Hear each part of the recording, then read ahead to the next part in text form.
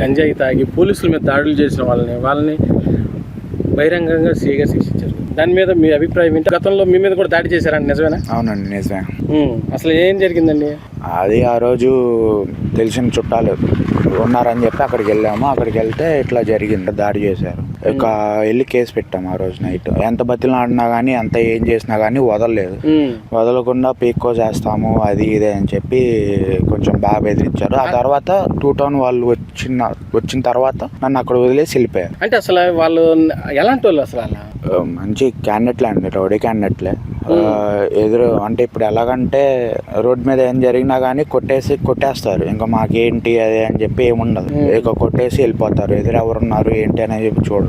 Police వాళ్ళు ఇలాగ వాళ్ళని పట్టుకుని కొడతాం కరెక్టే అంటారు? అసలు కరెక్టే అండి అది. ఎందుకంటే వాళ్ళు చేసేది కరెక్ట్ కాదు కదా. పోలీసులు మామూలుగా పోలీసులు కొట్టడం, రోడ్డు మీద కొట్టడం కూడా ఒక విధంగా కరెక్ట్. ఎందుకనంటే వాళ్ళు కొట్టింది లేదు కానీ వీళ్ళు యూనిఫామ్లో ఉండి వీళ్ళు కొడితే తప్పు వచ్చేసిందండి. అలాంటిది జగన్మోహన్ రెడ్డి ఈరోజు వాళ్ళని పరామర్శించడం రావడంపై మీరేమంటారు?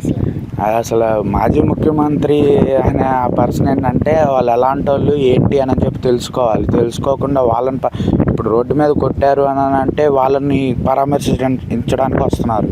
సపోజ్ నేనే ఉన్నాను, ఇట్లా తెలిసే ఉంటుంది, తెలియకుండా ఎవరికి ఉండదు. అలా కొట్టినప్పుడు మమ్మల్ని కూడా వచ్చి పరామర్శిస్తే ఆయనకి ఒక మంచి పేరు వస్తుంది.